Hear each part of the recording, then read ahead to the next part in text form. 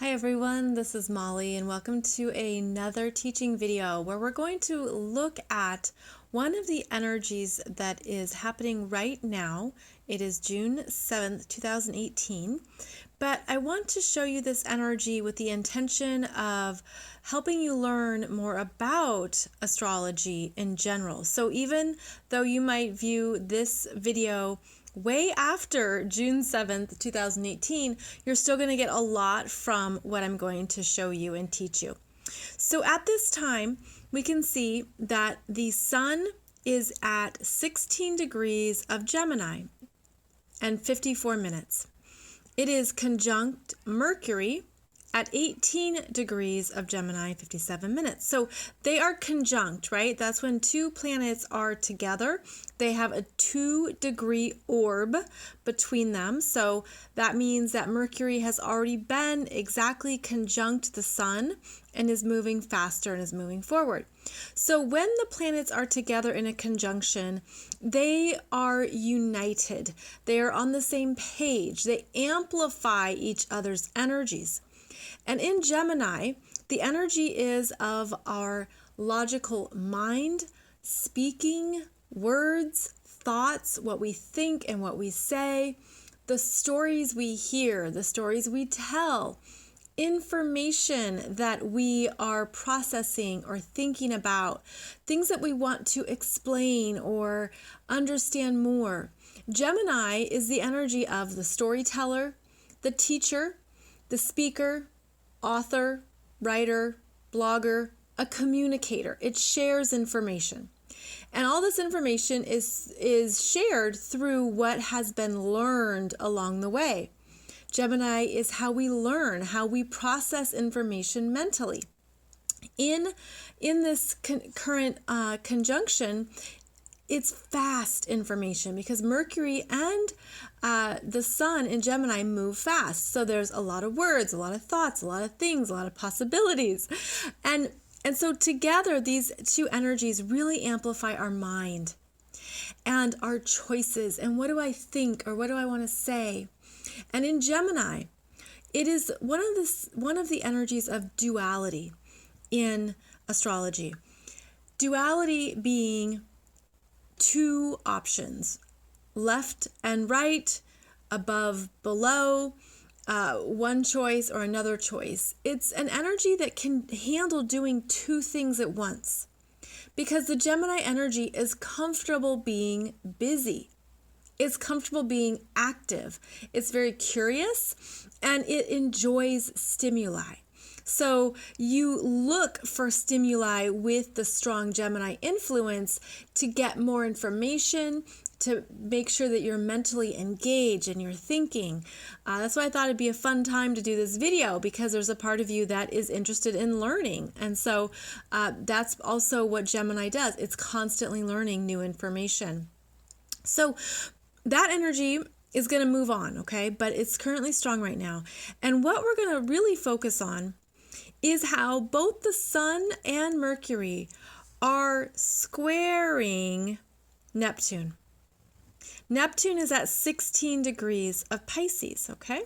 And so you can see how the energy is squaring the sun exactly at 16 degrees, and it is still influencing Mercury because Mercury is within orb of this square. So a square means that there is a discomfort or a challenge. There's something that needs to shift or change.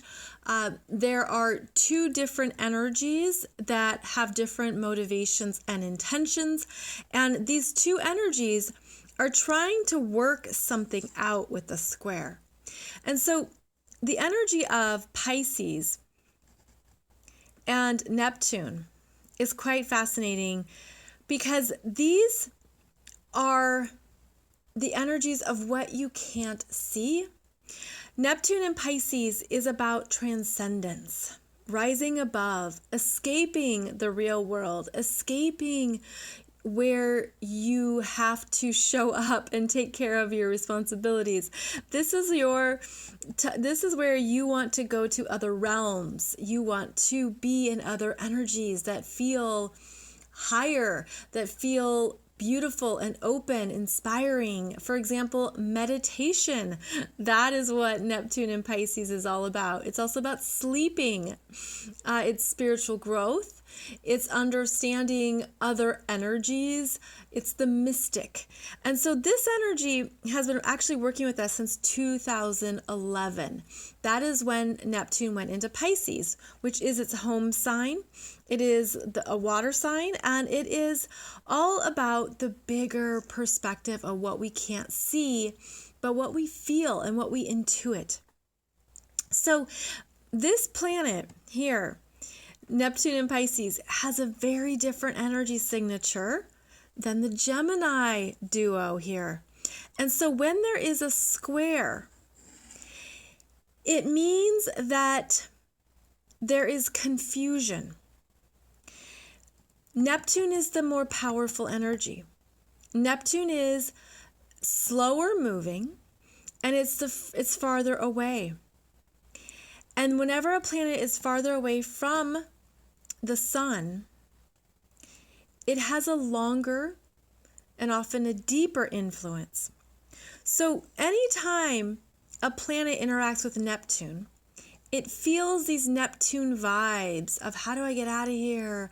I don't know what's going on. I don't want to be in the real world. I want to go on vacation. I want to go meditate. I want to go sleep for 18 hours.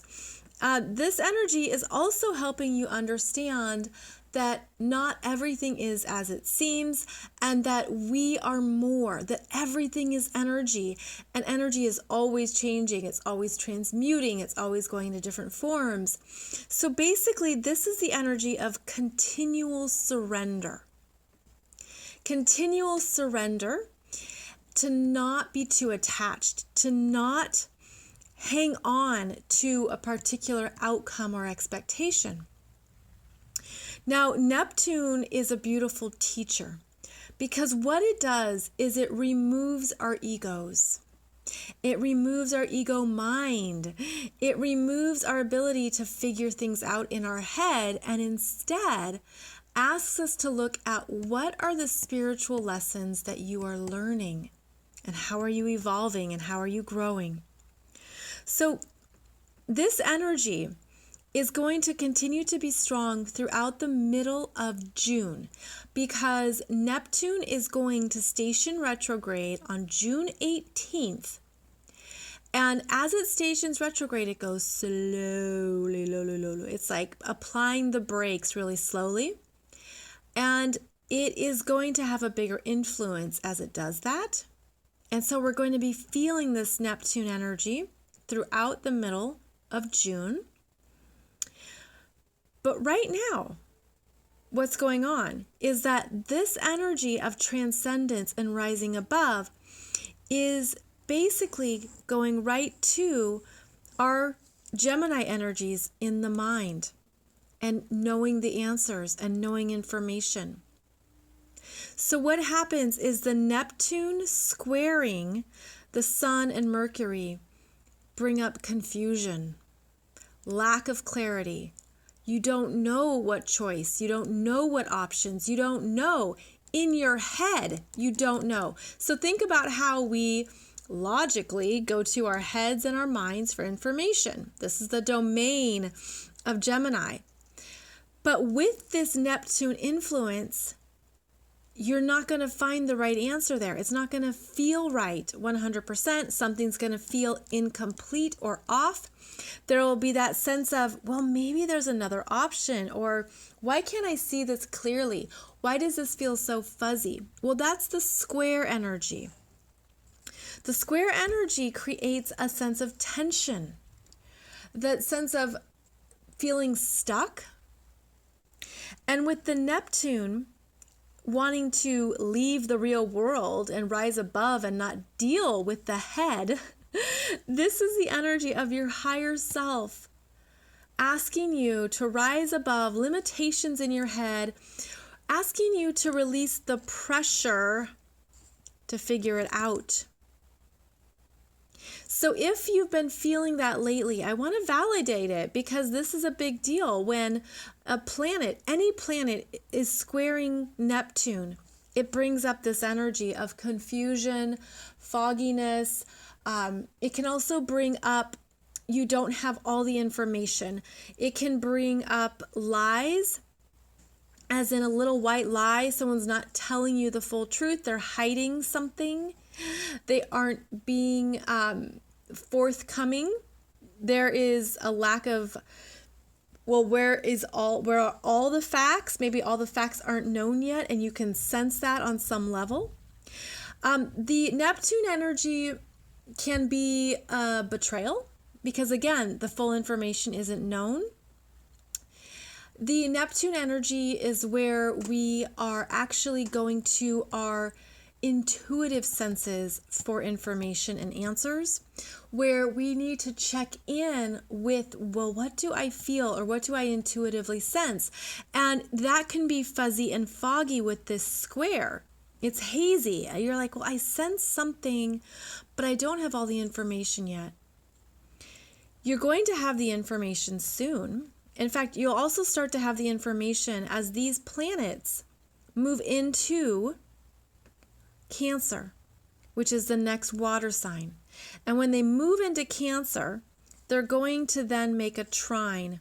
They're going to be in water signs, and they're going to have a stronger sense of what is intuitively correct. So with this energy, we go to our minds for answers, but it doesn't feel satisfactory. It doesn't feel like we understand all the information, or we make a decision and then we backtrack. Because again, Neptune, the square from Neptune makes it hazy and fuzzy. And then more information comes forward as that square dissipates. As the Sun and Mercury move forward, the square no longer exists, and then you can feel like you can see more clearly. The fog clears, the haziness subsides.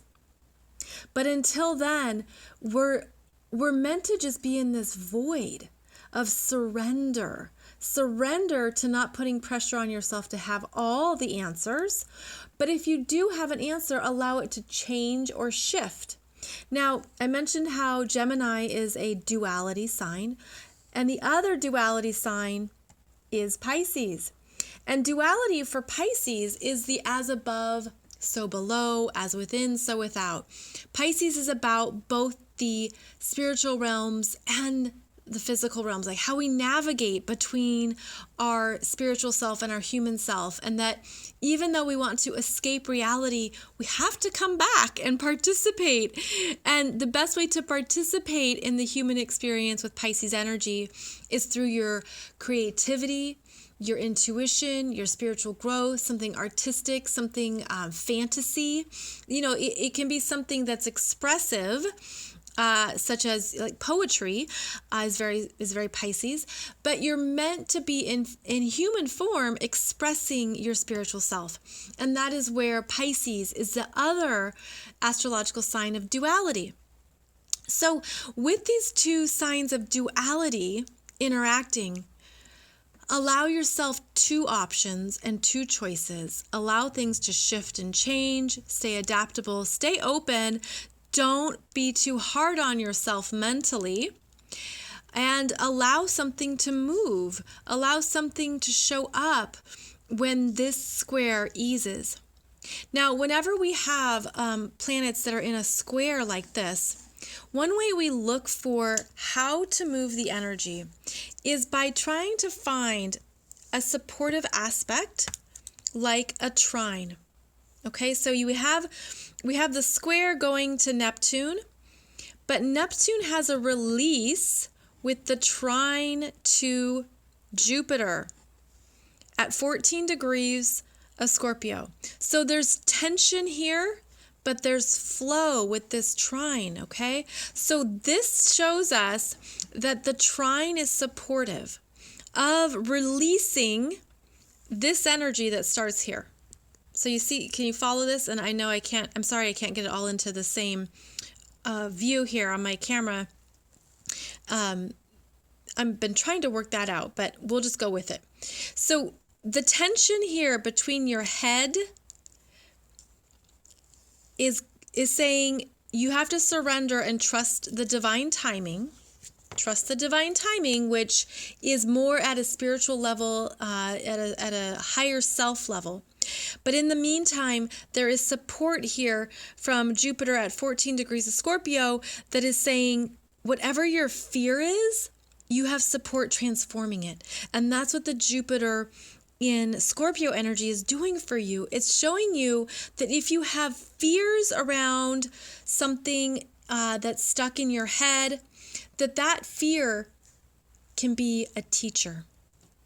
And how can you release something so that you're not stuck in one outcome? Again, with these energies, there could be two outcomes, two choices, two possibilities. So stay open, stay flexible. Also know that these squares are meant to keep you in a place of consideration. It's meant to slow you down for a reason. So trust that divine timing. Understand that sometimes other things are happening behind the curtain, behind the universe's curtain. And then when it is time with divine timing, it will be revealed and you'll see why there was a delay, why there was pressure or tension. But in the meantime, this trine is reminding you that it's a time of transformation, and it's also supporting your intuition. This is another water sign that supports your intuition. And so what are you feeling right now? And this is the bigger energy. This is the bigger message to trust. Okay, so I hope this has been a good explanation of how some of these energies interact. And even though you may watch this after this aspect is live, it still gives you some ways to interpret astrological energies and to understand what to look for in a chart. Thank you so much, and I'll be back here soon with my next video. Please know I love and appreciate your comments, likes, and subscribes, and thank you so much for how you've been sharing these videos in Facebook groups. It's a great way for more people to understand astrology and to understand themselves. Thank you, friends. I'll see you back here soon.